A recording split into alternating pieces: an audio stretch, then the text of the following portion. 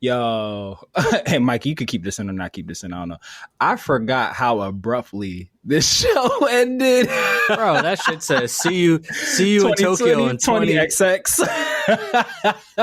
For us to just never see them again. Yo, I totally forgot. Like when the Julius Caesar Bull had linked up. Obviously, I'm jumping ahead, but who gives a fuck? Y'all, when we do the intro, y'all will know why.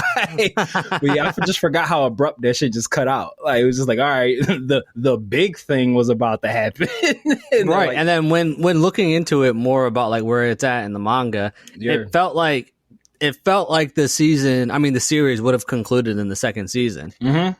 So I don't know what stopped it. It was a weird stopping point, like right. Where they stopped at. Very, very weird, very weird. And it sounds like the manga artist, he's on a hiatus from it too. So like I don't know if like the anime staff and the creators were thinking, well, we'll just reanimate this once the manga's done, and then the manga never finished, and they're he said I'll be back again. He said I'll be back. So maybe that's why the anime didn't come out, because they're like, he ain't finished it, why should we? Yeah, facts. Like, we're not about to do it for him, because you know what it was. The anime writers are like, yo, if we finish the anime, he'll just copy what we just did, and we just finished the manga for him. Right. On some reverse shit, how the anime usually mirrors the manga's gonna mirror the anime.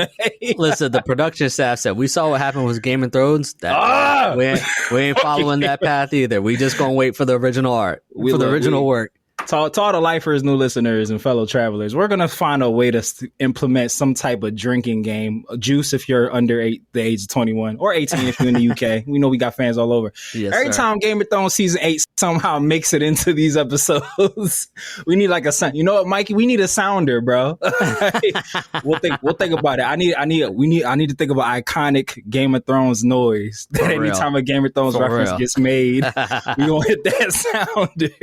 Speaking of sounds, Mikey, hit that song. Hanging on the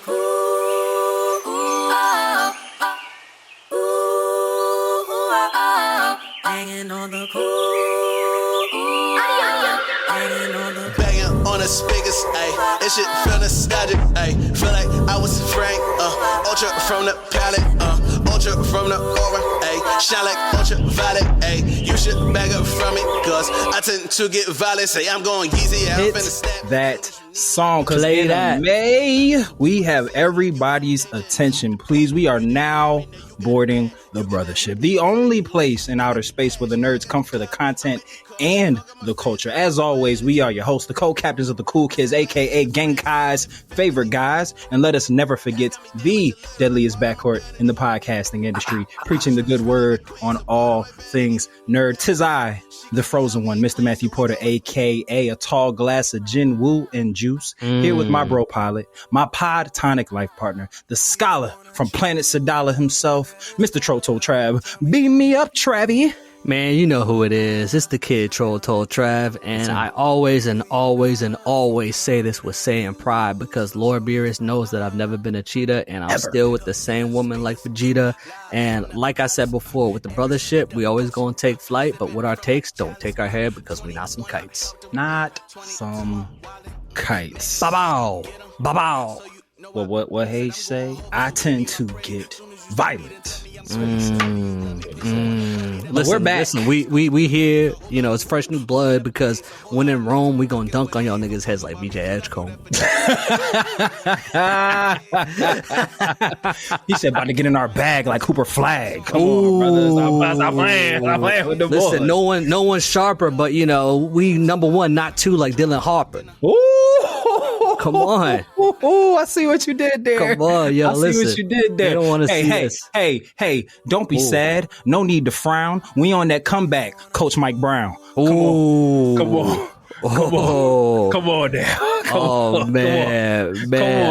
on, Drifters. Come on, Drifters. We back. Keep talking to him, man. Keep talking to him, man. We back. But unlike Drifters, we came back to finish out part 2. We're here to conclude on our first edition of One Hitter Quitters. We're holding up our end of the bargain. Yeah. And assuming that super producer Mikey kept our little random tangent at the beginning of the episode, we cracked the code. The manga took the break. The anime said, we're not going to hold your bags for you. We're not going to do the job for you. You got to finish that. Look, I wouldn't be surprised if the manga finishes in like a year or so, anime comes back. Yeah. And you know what? If you need a quick overview, quick synopsis that's having fun with it, come right back here. Come right back here.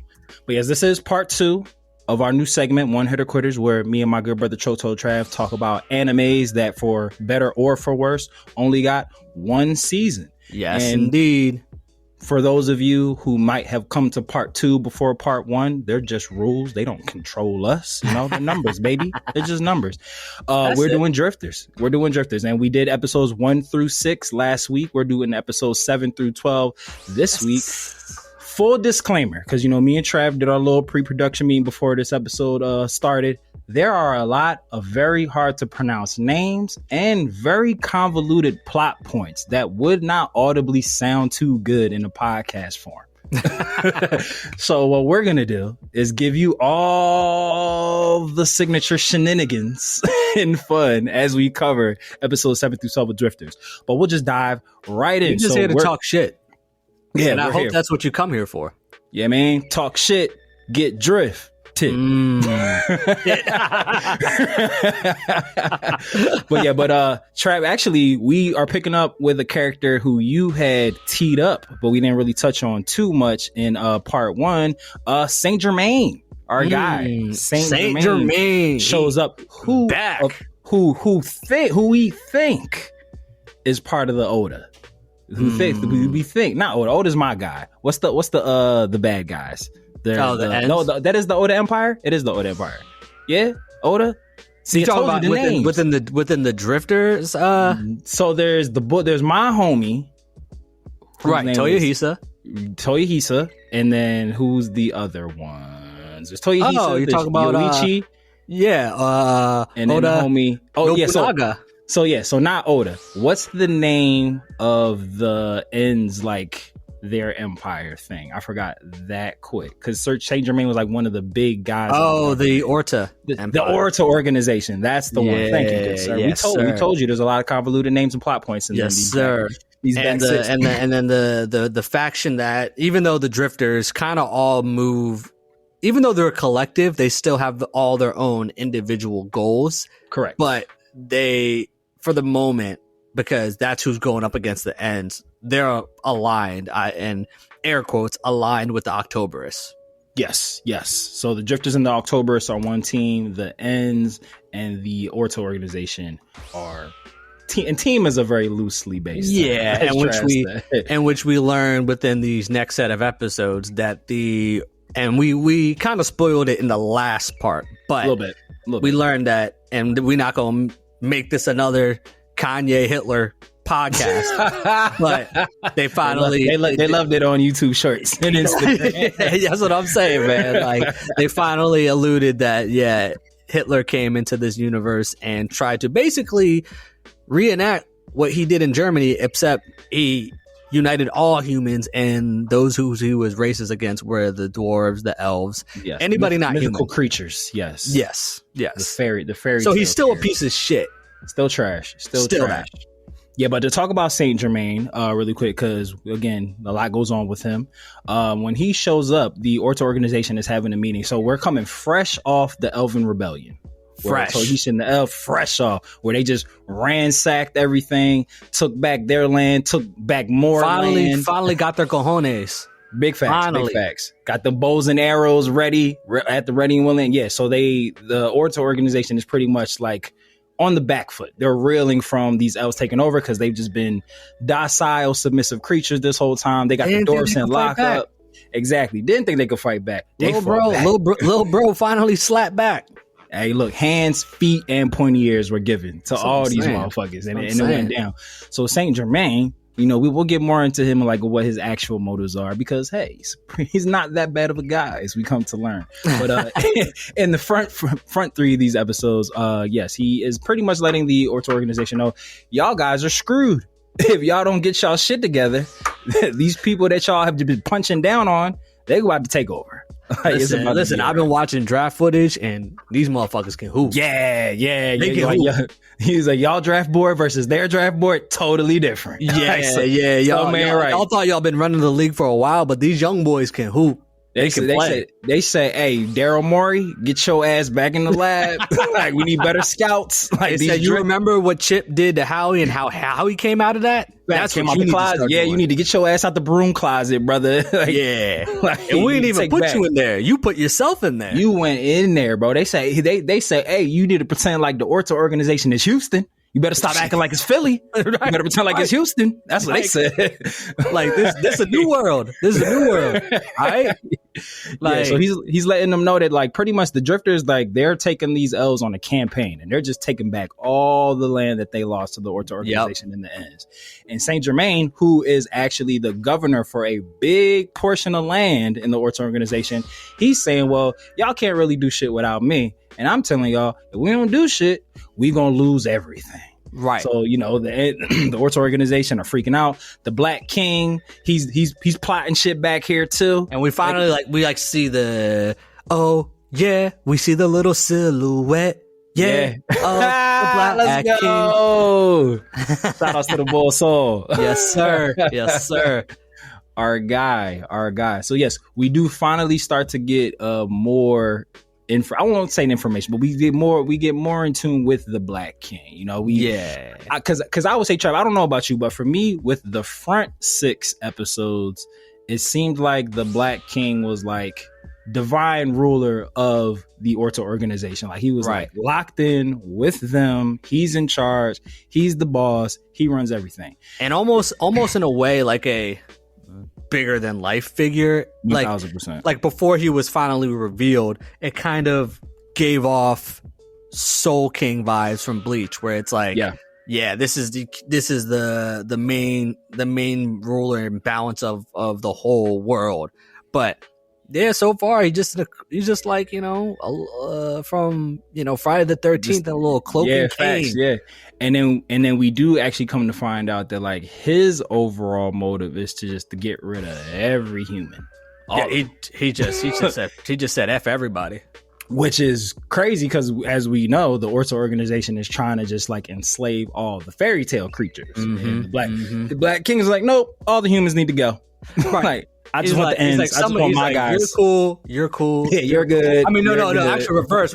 Fuck you. Fuck you. Fuck you. You're cool. Fuck you. You're cool. Fuck you. I'm out. 1,000%. So we start to see. Oh, we do learn something that is really important. That is a big difference between drifters and ends. So drifters are literally just as they were in the moment that they were about to die, and just dropped into this world. Like, they retained their memories from everything from the moment that they passed on till they got into I guess we still never had a name. the Elven realm. That's what we're gonna call it. Wasn't it just called like the world? Yeah, or something? We looked it up and it was we did. It was something that wasn't memorable. Clearly, yeah. We were like, and when we looked it up, like, oh, that's it. All right, bet. Yeah.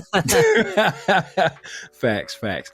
So the Elven realm, the mythical realm. Yes. What was I just saying? Oh yeah. Oh, the difference between the drifters and the ends. The drifters are just human beings that were dropped into the Elven magical realm at the time of their death. We've come to find out that the ends too were humans, but they were gifted with magical powers.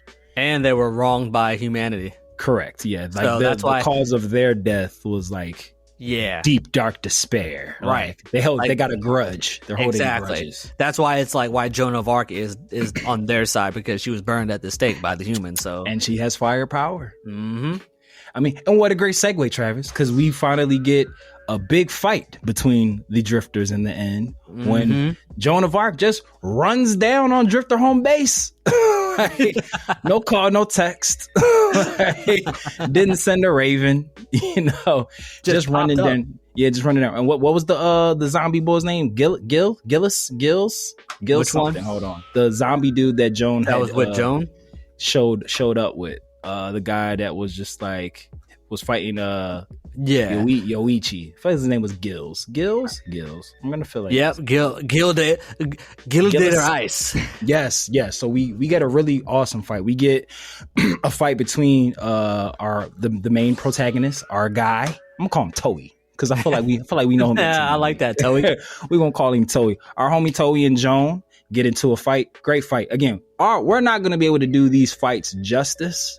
So we want to make sure that you guys, like I said, these aren't necessarily reviews. We're championing really great shows that didn't last a long time. So, we're going to just geek out and fanboy over these amazing fight scenes, but please go back and watch them.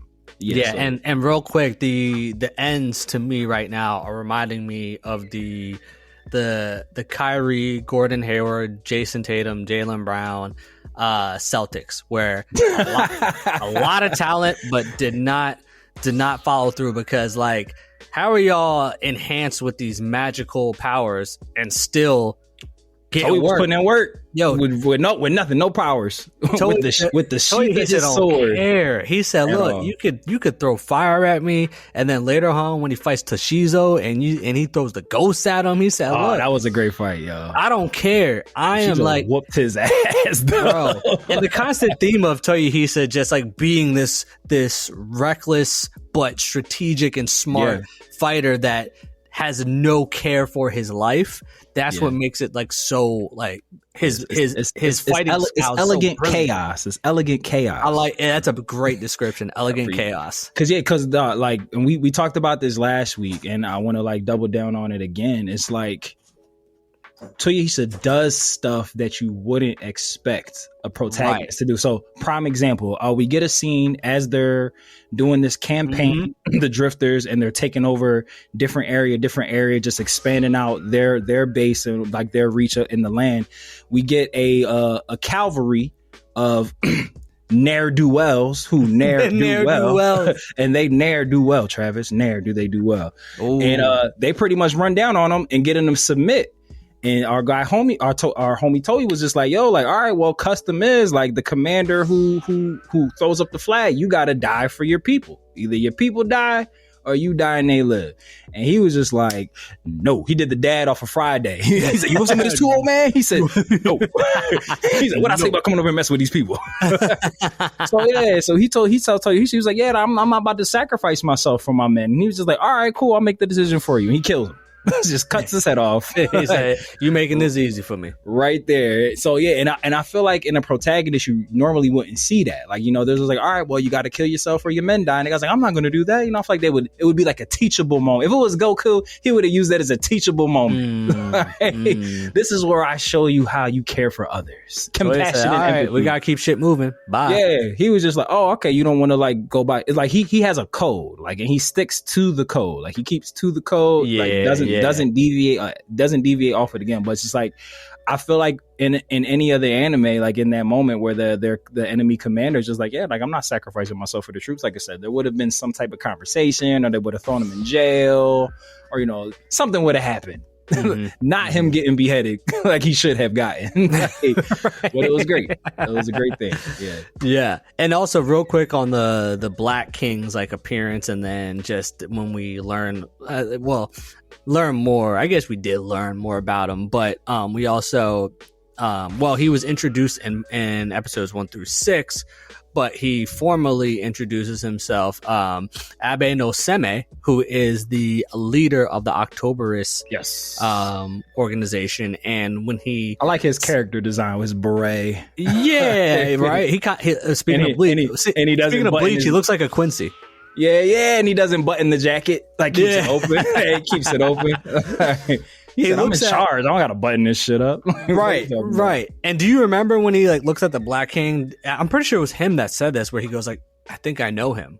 Like he seems like he to recognize the Black King, but obviously I feel like we don't. Black King, like I feel like we don't know, because they said see you in 20XX. So I don't.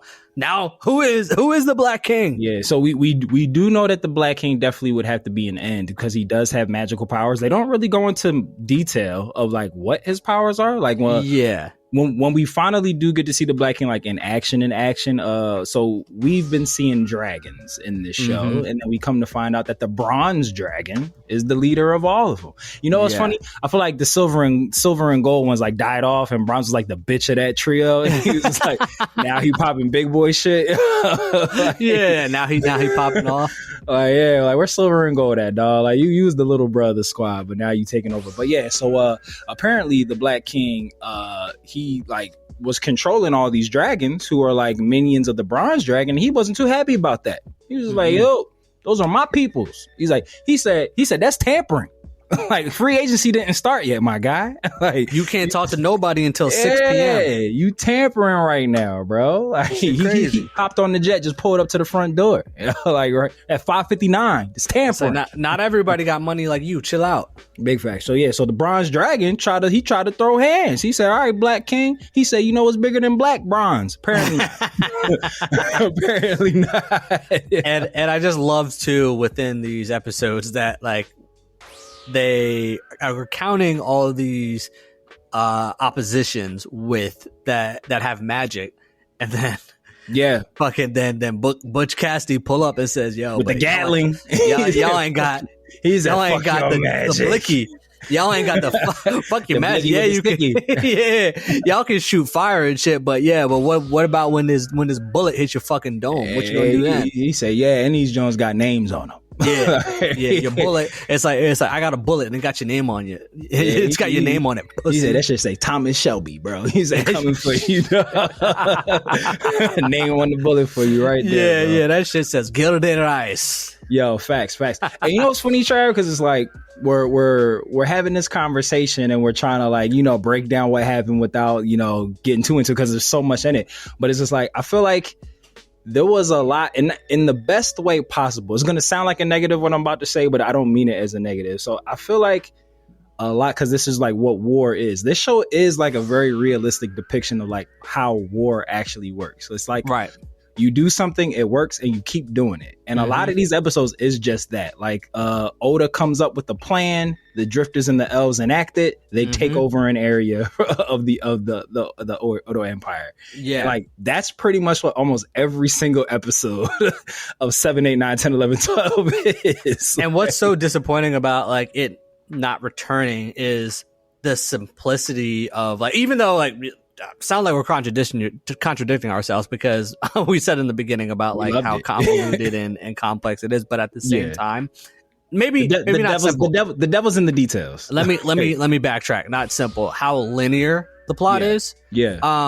That's what makes to me so disappointing that we just couldn't get it finished. But after seeing that the manga isn't finished, what are they going to finish unless they got a loose grip of how it's going to end and they, you know, try to, you know, pull a Game of Thrones. But at the same time, it sounded like from what I read online that they're basically at the end game at this point. And so I feel like if that's where they are at the manga, then I don't blame anime production staff for not choosing to finish it off, especially if it seems like if we're going to base this off of Hirano's last anime manga adaptation of Hellsing, which was only 10 episodes.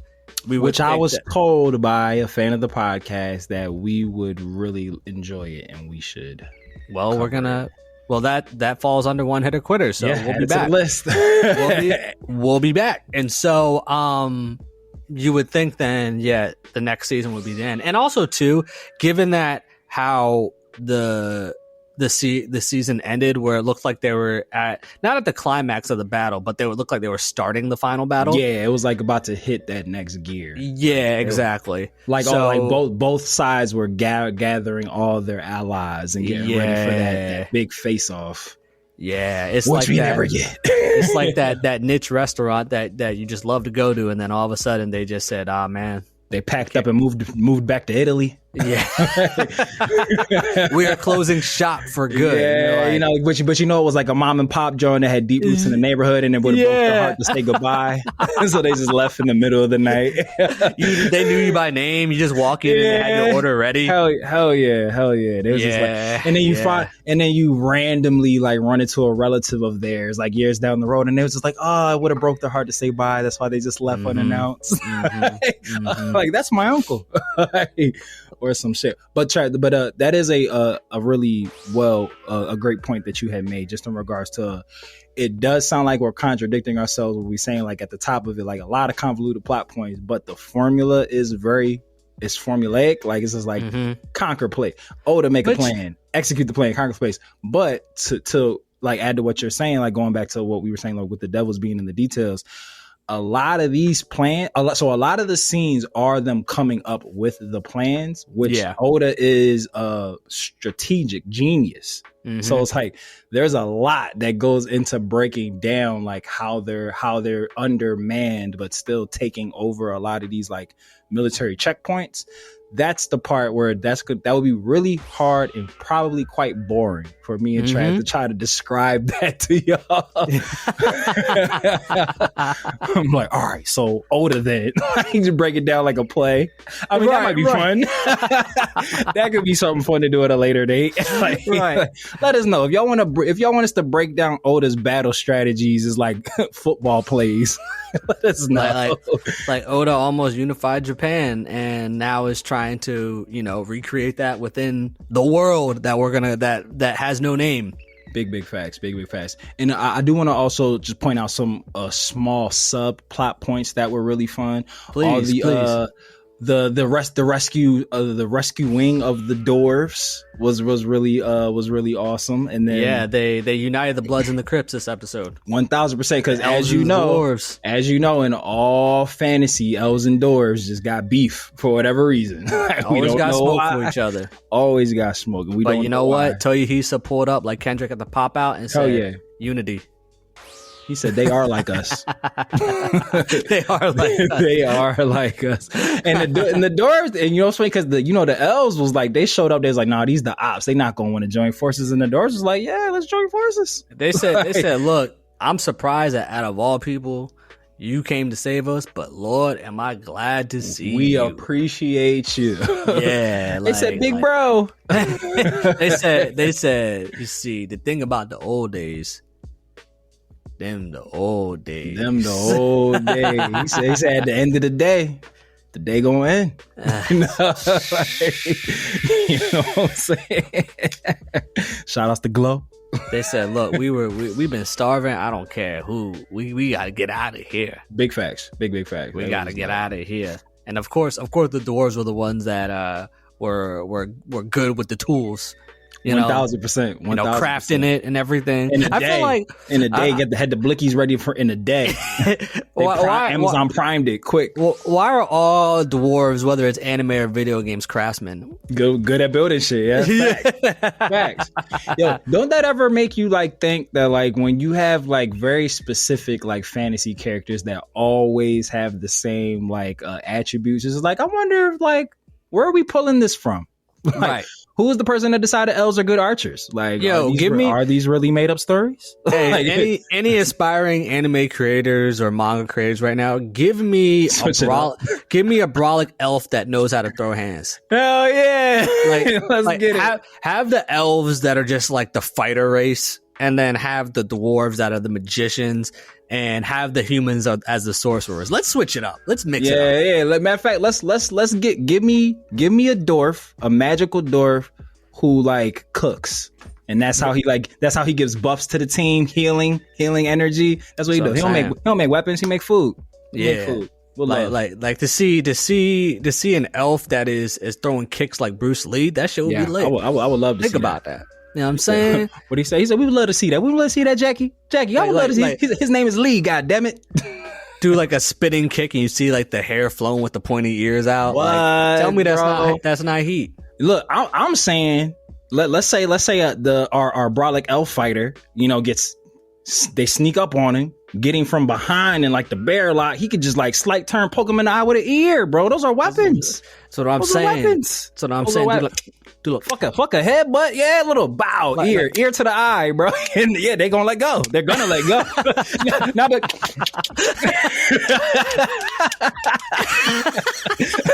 that's the real. Listen. Mike Tyson would not win that boxing fight if he was an elf like that. He biting that joint. So much more ear still there if he takes a bite, bro. Shit. Mike Tyson might not. He might have his jaw wired shut if he went up against the brolic elf with the pointy ears. Yeah, you know who's the end that has that power? Kanye. So Mike would be a drifter. Mike would definitely be a drifter. Mike would 1000% be. Mike would definitely be a drifter. 100%. He would walk in. He would take the fire. He don't need power, bro. He don't need nothing. Because you know when Mike go, he's gonna have like a pound of shrooms on his person. So like that's all the magic he need. Each shroom is like a Mario power up. Yeah, immune to pain. Yeah. Just walk through fire. Jonah ain't doing shit, bro. Joe's like, starts running like, I can't fuck with this guy. I gotta go. He said, I'm gonna break her back. Final.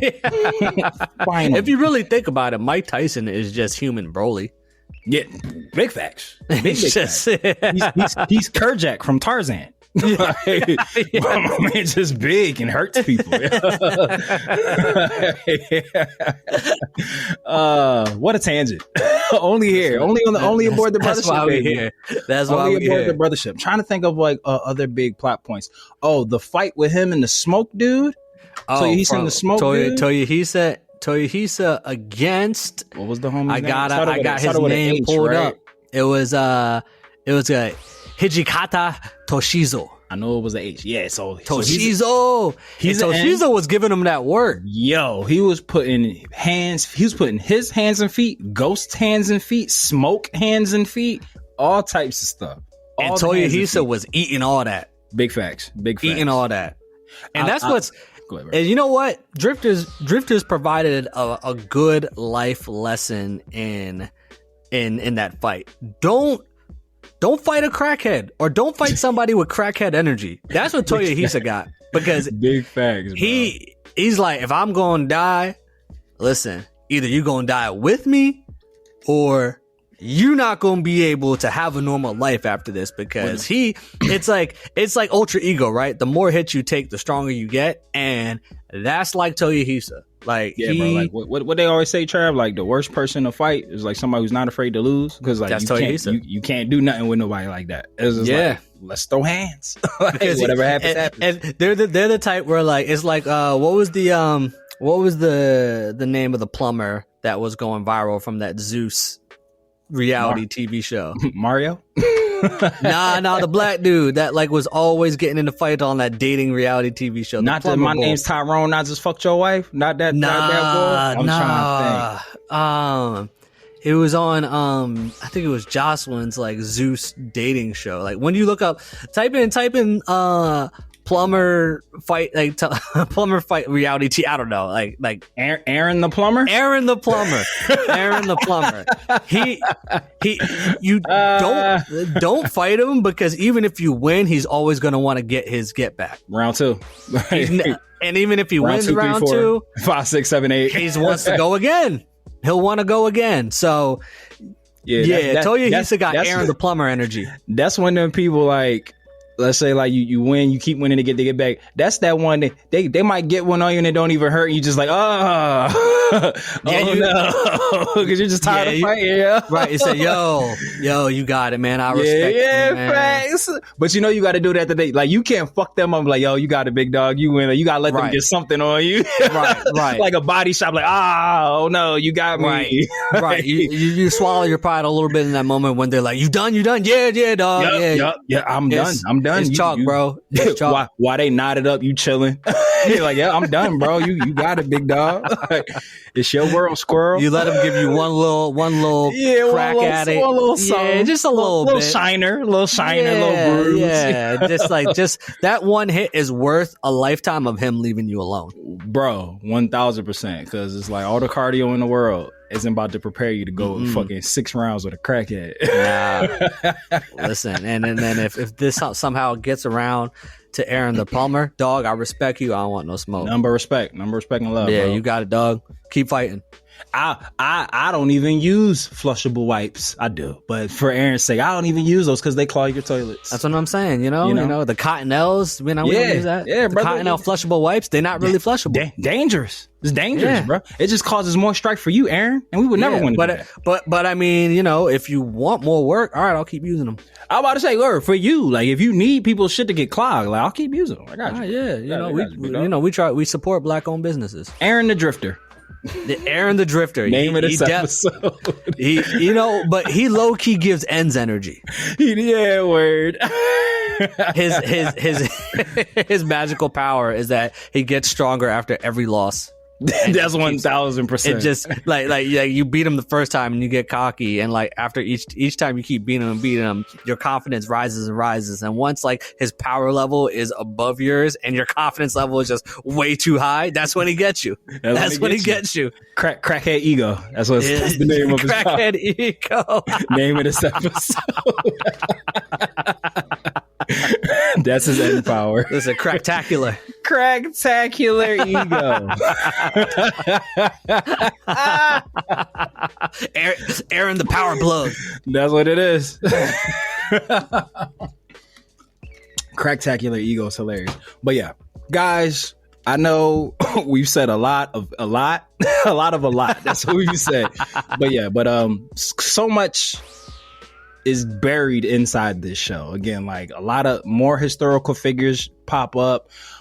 Butch Cassidy and Some Dance Kid do a lot of dope shit. We got giants get introduced in this. The Black King's army is legit. Like it's like the Heatles. Don't forget that like Rasputin who can do mind control. He's on the ends as like a commander.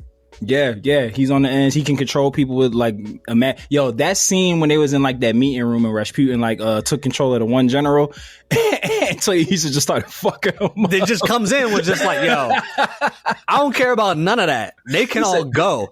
He said, who's possessed? Oh, him? Oh, I'm gonna send a message to the possessor. Right. Just starts beating up the bull who's possessed. And Oda is just like loving. He's like, man, this kid's crazy. I love him. I do love her. Another plot point is Oda is planning to make Toyohisa like the supreme ruler of all this shit, because he was just like, because he's his muscle. Toyohisa is his muscle. Exactly. And I do like that part of this, that Oda is this guy who united Japan, or who was attempting to unite Japan. Like you would think that he'd be somebody who's just like, oh, I'm qualified to do this. Like once we need somebody in power, I'll be the guy that like takes over. And even the team is like kind of just like, okay, like we would think that the military strategist, like he would be the person that would like take over after we like get rid of the Black King and all this bullshit.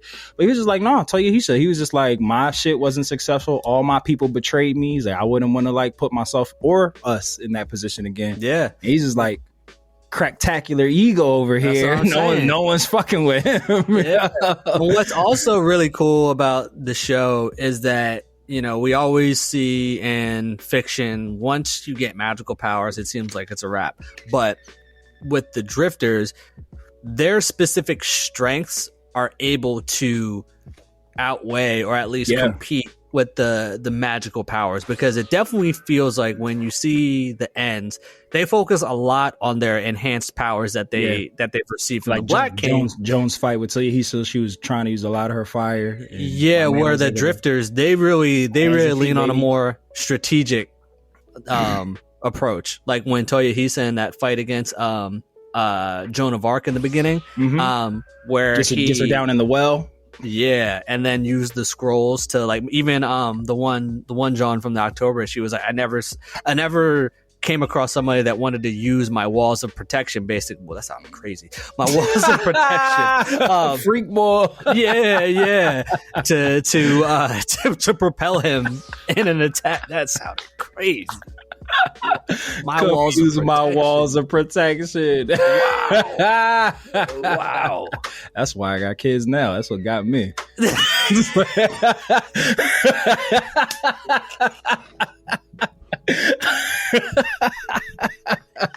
So I could have used the walls of protection. Look, bro, you know, all you just be doing is minding your business and trying to take somebody out for a nice time, and you come use my walls of protection, and now you're a parent.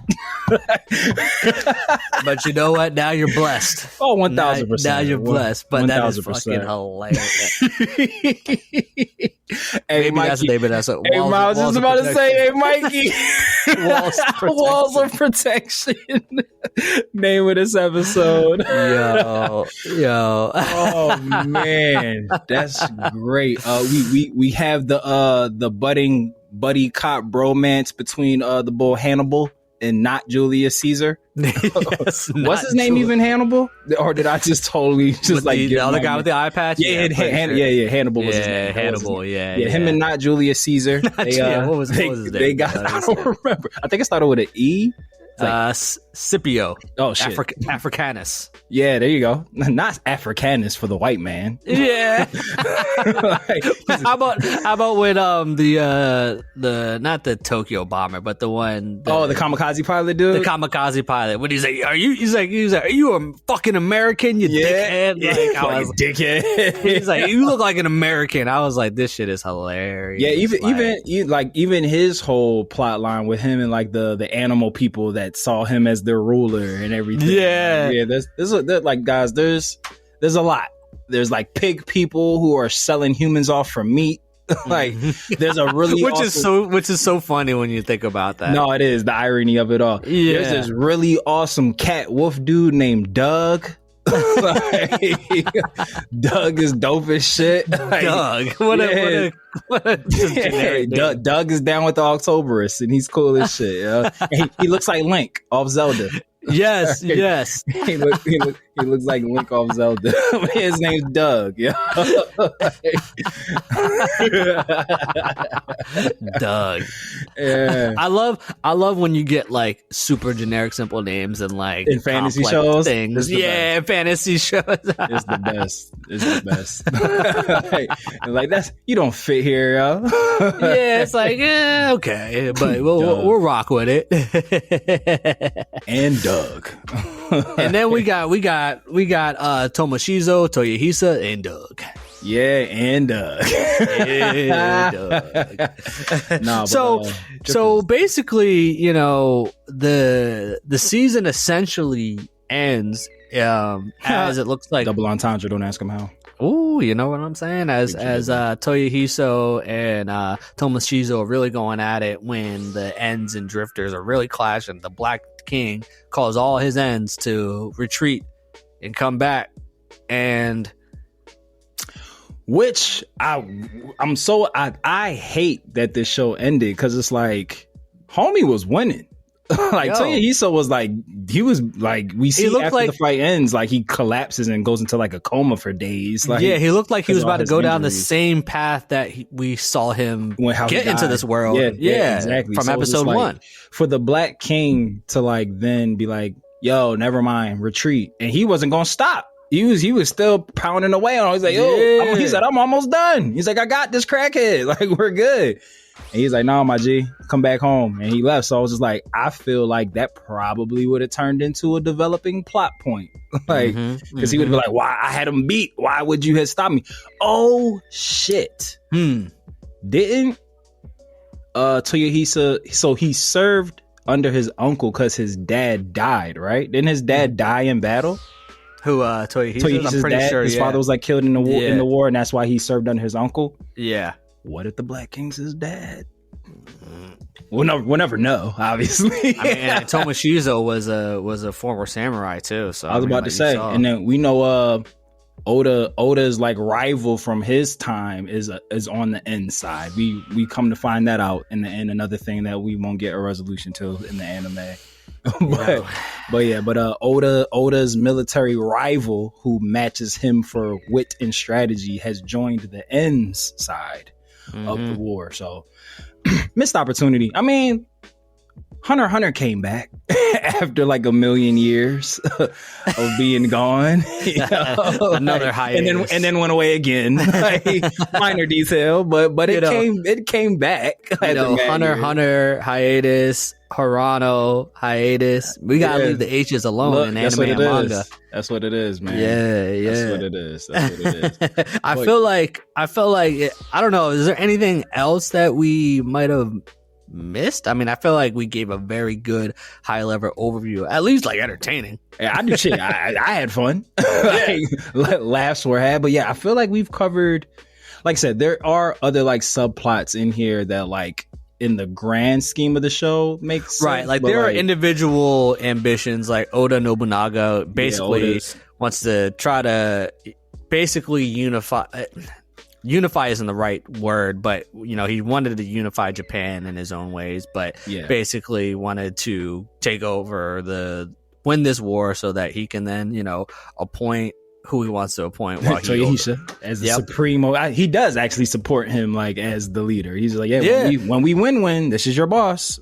Right. And he wants to be able to oversee everything. We don't fully know yet. Like, Saint Germain is the type that is. Oh, shit. That was a thing that was a big thing. So Saint Germain was actually a drifter. Yes. So Saint Germain, we meet him under the assumption that he is an end because he is on that side and controls a lot of the land. He's actually like a big, but governor. He also does low key seem like whatever is best for his business. Oh yeah, facts. He will, big facts. He will turn cheek. Yeah, and that was a whole plot point that, like, to explain this in a podcast episode wouldn't have been that fun. But yeah, just his whole switching of sides is like a whole through line. Watch how they switch sides. Episodes. You know what I mean?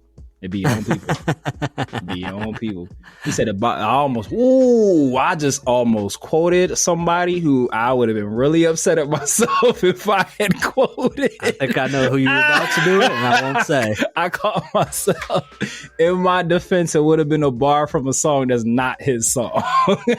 And don't worry, y'all. It's not like y'all might find him like a certain way, but he's not like super. No. It wasn't a cancelable offense. I just had to support you there and let the people know. Yeah. No, I appreciate you, bro. It was more of my close personal friends would have never let me live that day. Yes.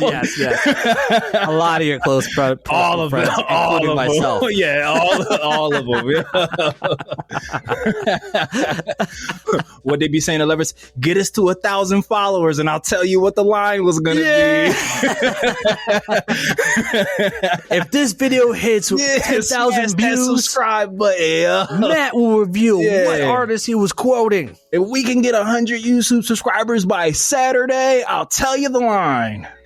Wow! Smash that subscribe button. Smash. Hey, YouTubers. Well, good brother Trav, I hope that the listeners have had as much fun hearing this as we had making it. Again, and our intention is for if you're listening to go check it out afterwards. Yeah, big facts. I can't overstate that enough. We don't want to spoil it for y'all. Yeah, and I feel like we kind of set the tone properly. We kind of did in certain places, but not enough where we not watch it. We left a lot of meat on this bone. Like we left a lot of meat on this bone for y'all to go back and dig in for yourselves. Like, which was always the point. Like I said, we wanted the goal of this is to champion and celebrate these shows that don't get to celebrate themselves because they're gone. So and we're always gonna say with this podcast is that we having fun with it. All right, like. Yeah, we having fun with it. And you want an analytical breakdown review, page by page, scene by scene. That's what I'm saying. And if y'all want to correct us, cool. But please, all right, encourage it. Yeah, like I'm here for that. But if anything, we would love for y'all to correct us in places. It's engagement. We want to reach. And like people. if you're just trying to correct us to like get a reaction or get us to argue and debate with you, I'm not here for that. I mean, Matt got more energy for that, I do. But sometimes it's just not. Yeah, and you know what, Trav? Like the fun part about all that is just like as much fun as we have with these things, because it is a love and a passion of ours to do this. For the people that Trav is referencing that would just like want smoke just for the sake of want the smoke, don't let the casual nature of how me and Trav present this entity. We know our shit. Motherfuckers is certified. If we wanted to do a 10-hour dissertation breaking down the cultural relevance of drifters, we could. But we don't want to. Not at all. Not at all. And you don't want that. Like that's not why you come here. Come here for the laughs. Yeah, exactly. You come here for the laughs and the chaos. Chaotic elegance. Bringing it back. Bringing it back, baby. Full circle. It all full circle moment. But Brother Trav, do you have any final words of? I feel like we've given mad gems in this episode, but do you have any final words of wisdom before we close this bad boy out? Yeah, just do whenever, just look yourself in the mirror, take a big, deep dive, and do a little internal reflection before you decide to bust down someone's walls of protection. And that's one hit of quitters, baby. That's part it, one. baby. So part 2, edition 1. Yes. I don't got nothing to say other than that. You know what we possibly could do something fun. So me and Trav have already we're actively curating a list of TV shows or animes that only had one season to do. Maybe we'll share that list and let y'all pick which one we do next. Yeah. Maybe that'll be something. We'll put it up and then y'all tell us what you want us to cover next. So big facts. We'll keep doing that.